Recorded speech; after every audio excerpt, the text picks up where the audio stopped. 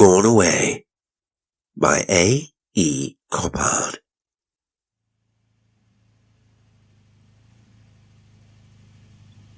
Three people were touring through France in a fast motor car.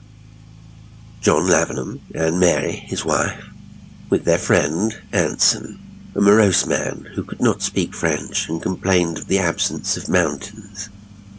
Had they been in the Alps, he would have snorted over the absence of boulevards. It was a fine August morning, sparkling, glorious. They had gone through a city called Rouen, a town by the name of Beauvais, and were now poring over a vast plain, burdened from end to end with its million shocks of ripe corn, which Anson declared was the nearest blessed thing to a champagne that his eyes had ever seen. Well, that was soft rolling Picardy. There were also the advertisements of Monsieur Dubonnet's tonic, and avenues of trees, maple, chestnut, and poplar of all kinds, which began nowhere and ended, like time itself, in the hereafter. The three travellers in the car were dejected, although there was nothing to daunt the spirit in those ineffable leagues. Far from the bedecked and bedeckered bathing places, the plain had ripened and fulfilled itself, and was snoozing placidly under the sun, serene, triumphant, with its little brooks cataracting everlastingly over their quiet stones. But the three in the car were joyless and dispirited. Some melancholy had grown upon them. In 1 week they had journeyed 1,000 miles in a sheer rush of enjoyment, 1,078 miles to be precise, but a disquiet they could give no name to had brushed them with its sinister wing. It wasn't vague autumn, the fall of the year, or the monotonous vista of trees. It was some personal prevision, common to all three, of the turn, as it were, of a tide that would not flow in forever. And it was, to a faint degree, unnerving. "This visibility," remarked John at the wheel, "seems quite unreal, like crystal." "Crystal's real enough," said Anson. "So's a feather bed, but you can't see through it." "You can sleep on it." "You can't sleep on crystal," snapped John. "Who wants to? What the deuce are you stinging me for, anyway?" "I'm not stinging you, my dear fellow. I only say the visibility is marvellous." "So it is. All right. It's a miracle." Mary, who was sitting beside her husband, called over her shoulder to Anson in the back of the car. "Perhaps, if it were more picturesque here, don't you think?" "It's picturesque enough," he stubbornly replied. "Well, but something a little more,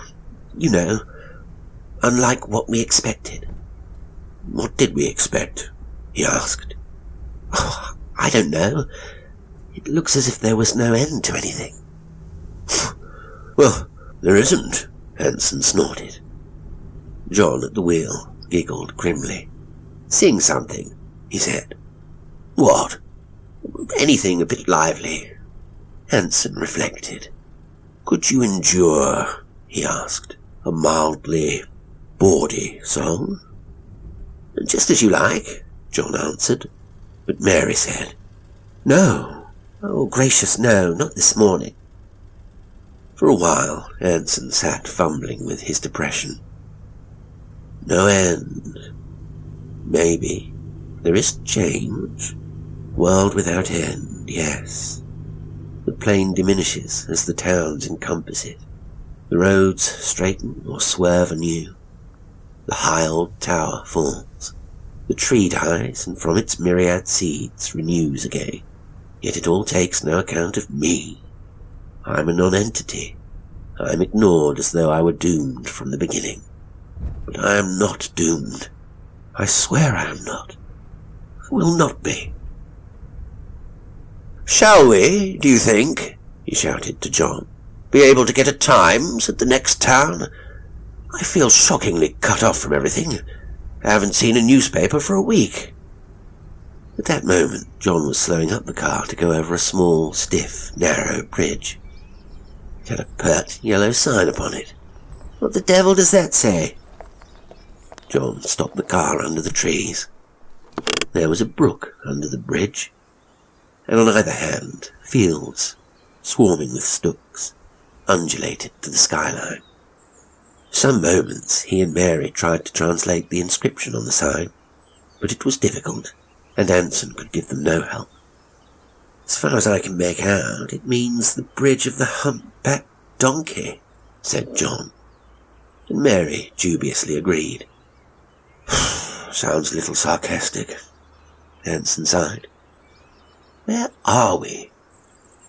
"Don't quite know," John slowly said. "It wouldn't be that."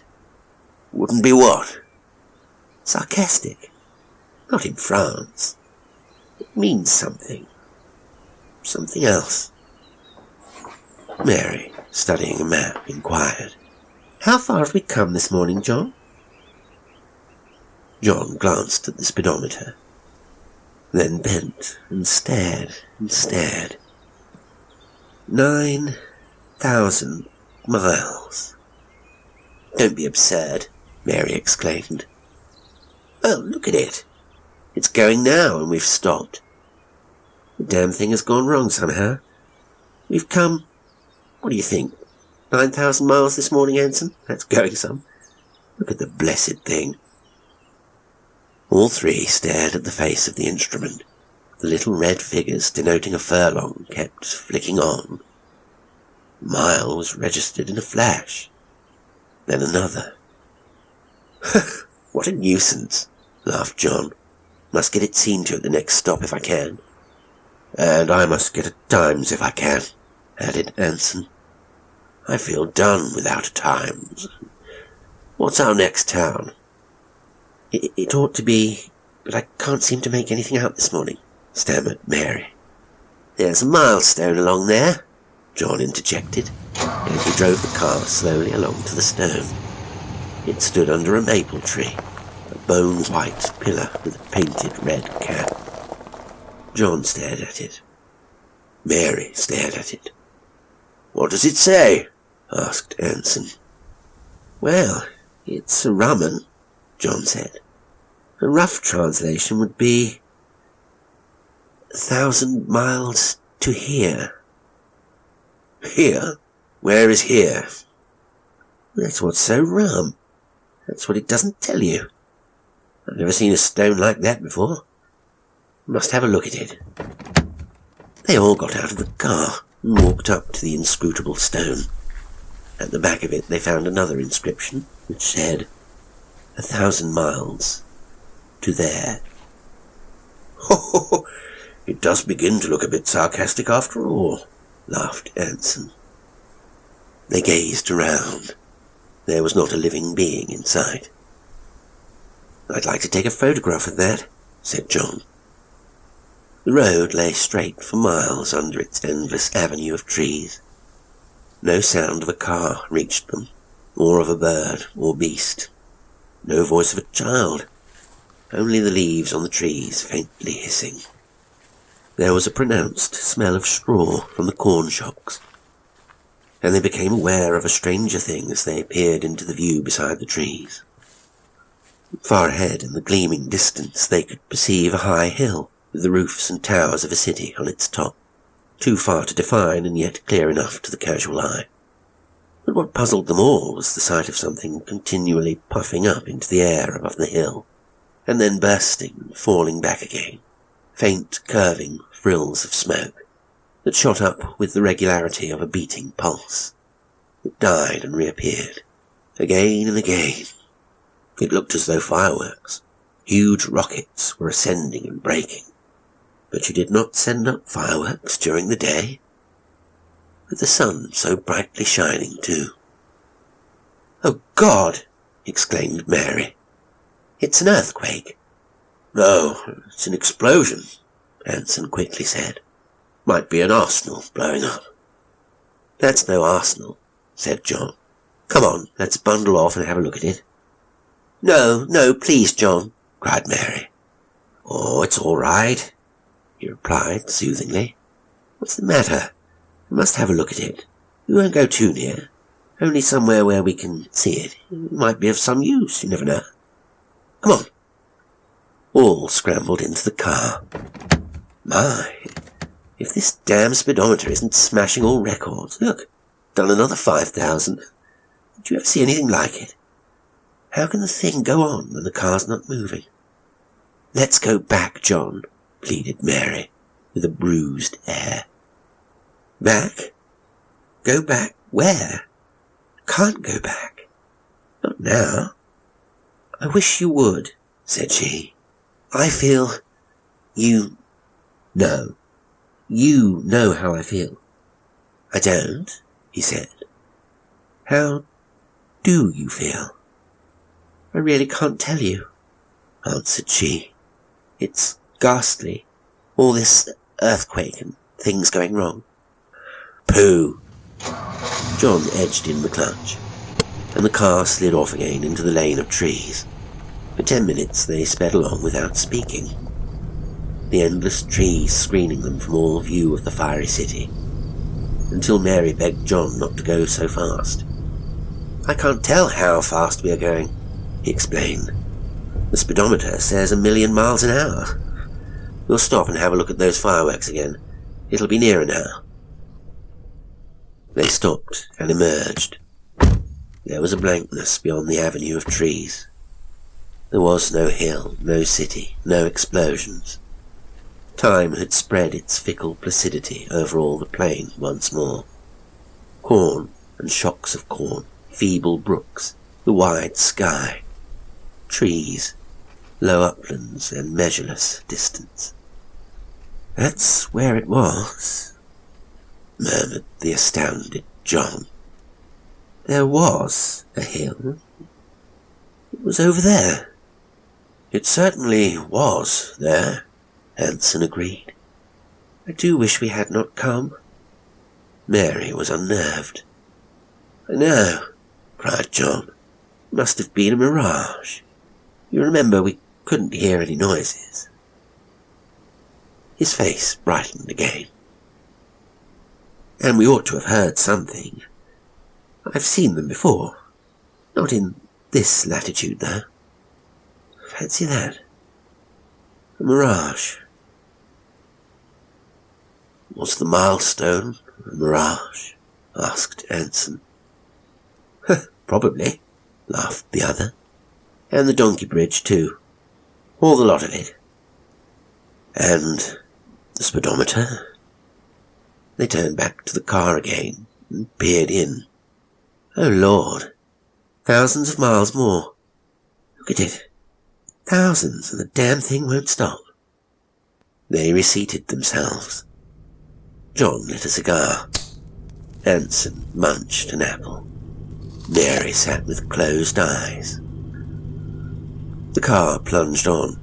It came suddenly into a considerable town, all cobbled, with tram lines, shops, markets, and a plage covered with smooth yellow sand. In the centre of the plage was a wide marble statue of Joan of Arc, standing on a mat of red geraniums, with a live pigeon on her head. "What's this place?" Mary did not recognize it at all. "Dash it," growled John. "I know this town.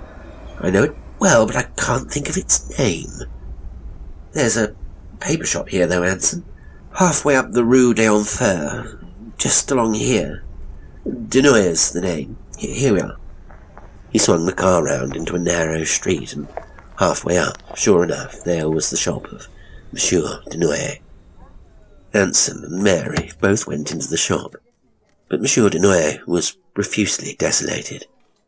It was deplorable, but he had not got a copy of the Times. But it might be.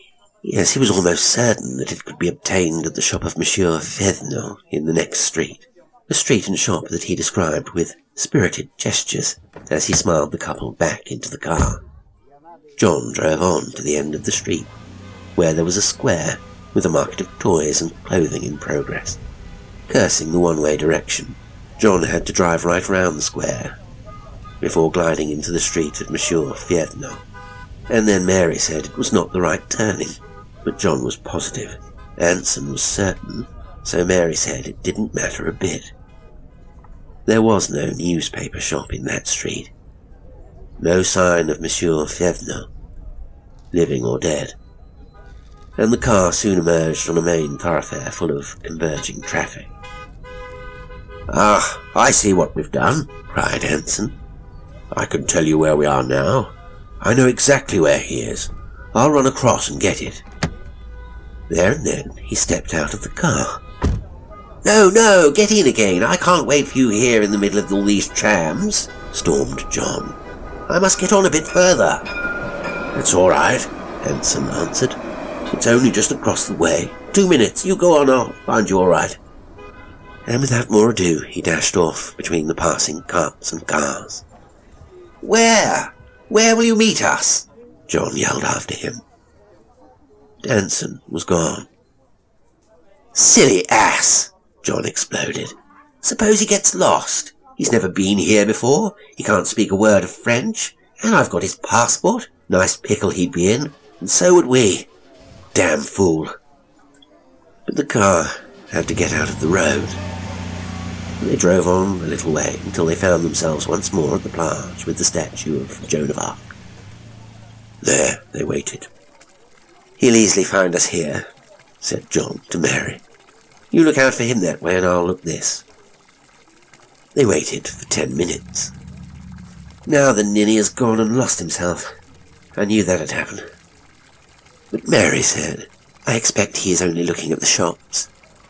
Another 10 minutes passed by with still no sign of Anson, and Lavenham began to fume.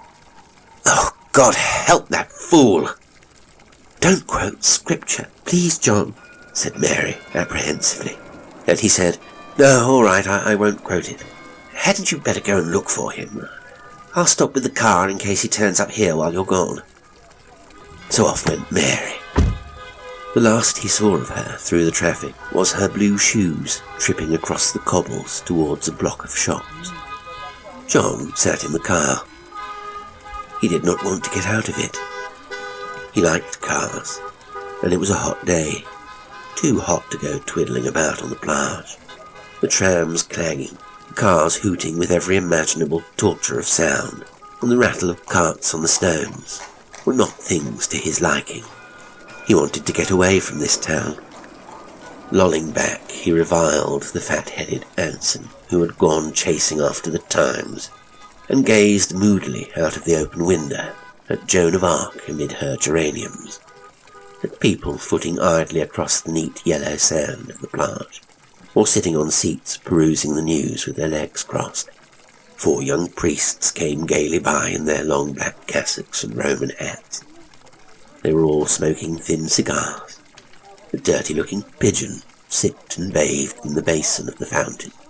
When it fluttered to the ground close to the car, it left wet triangular footprints where it walked.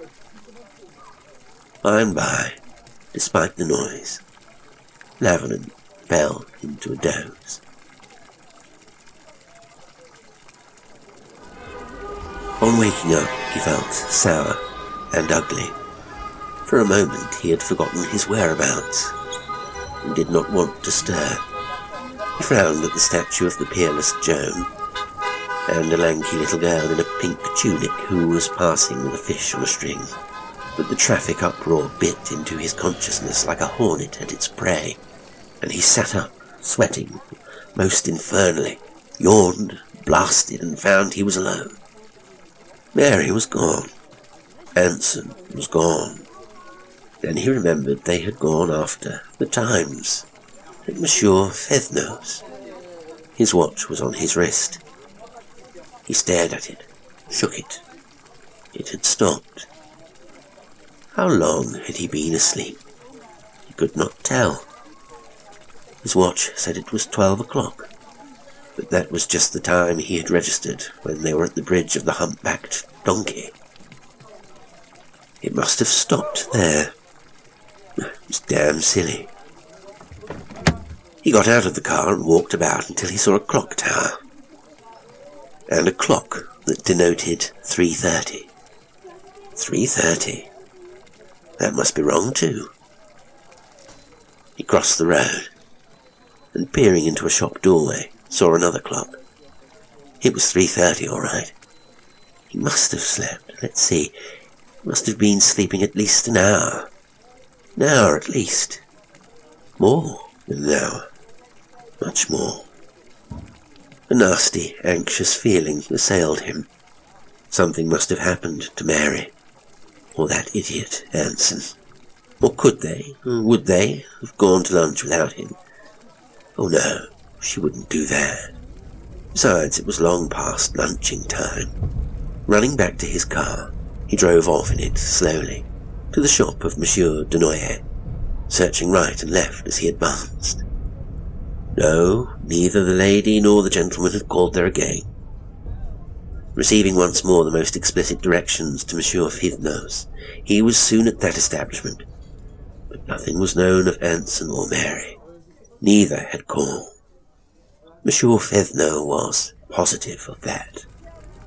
Lavenham rushed back to the plage in his car. Of course, he had been a fool not to have left it there, and walked to these shops.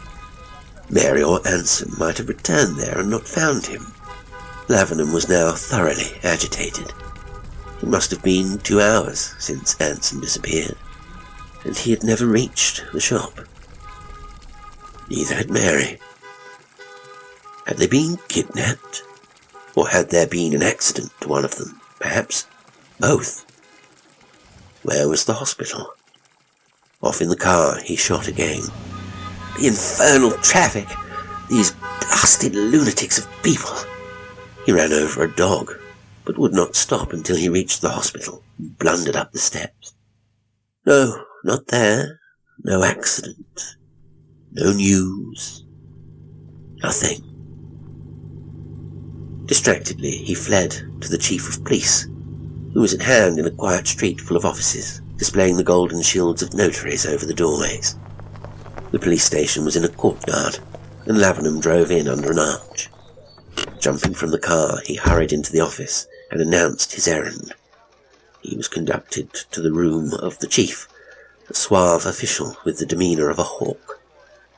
In stammering French, Lavenham explained his predicament.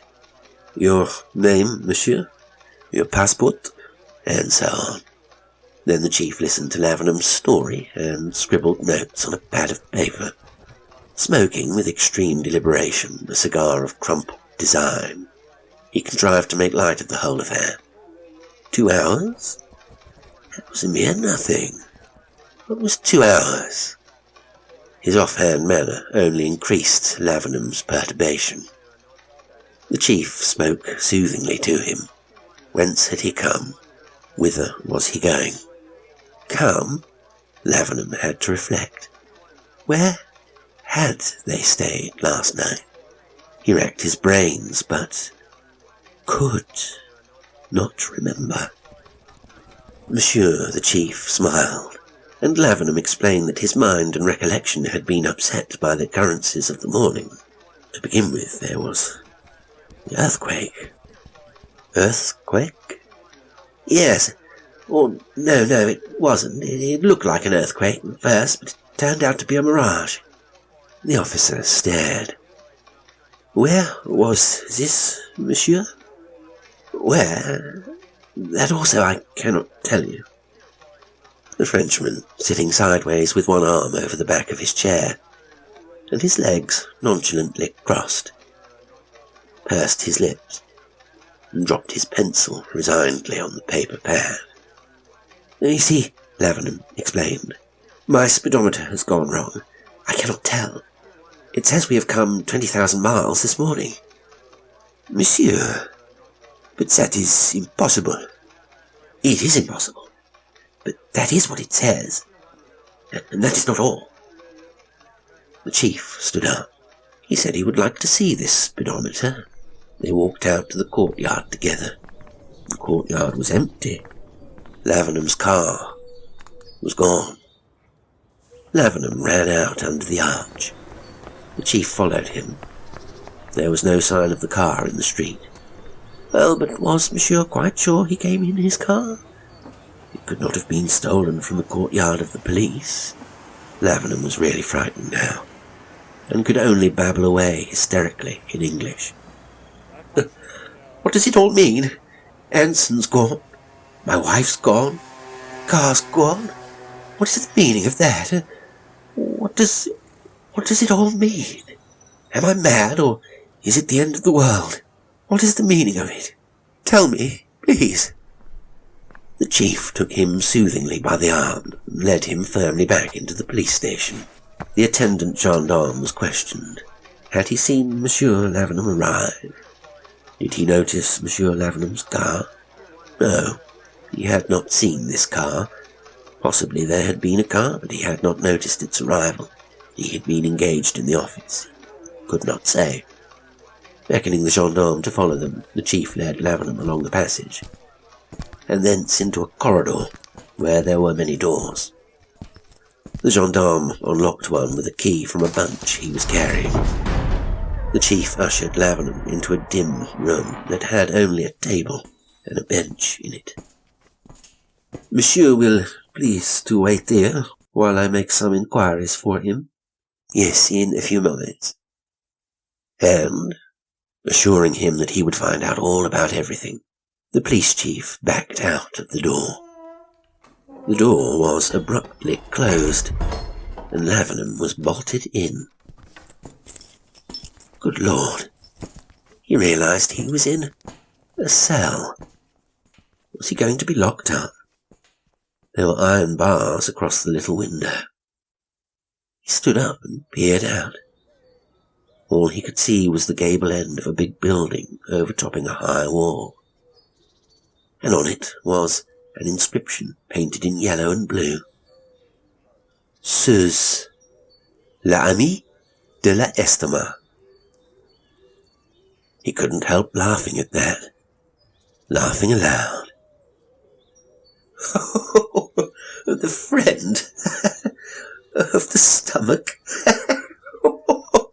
Oh, good Lord above. The chief of police and the gendarme were conferring in whispers outside the cell. At those sounds of delirious laughter, the chief raised his tufty eyebrows and shrugged his shoulders. The gendarme nodded his head. Monsieur the chief then returned to his office and telephoned the prison doctor to come and examine an Englishman who had been smitten with sunstroke. He had lost himself and seemed a little mad. And so, in half an hour, the doctor came. As they proceeded together to the cell, the chief explained Monsieur Lavenham's condition. Earthquakes, you know, his wife gone, his friend gone, his car gone. The gendarme unlocked the door in the corridor, and the doctor peered in. The cell was silent and empty. Lavenham, too, was gone.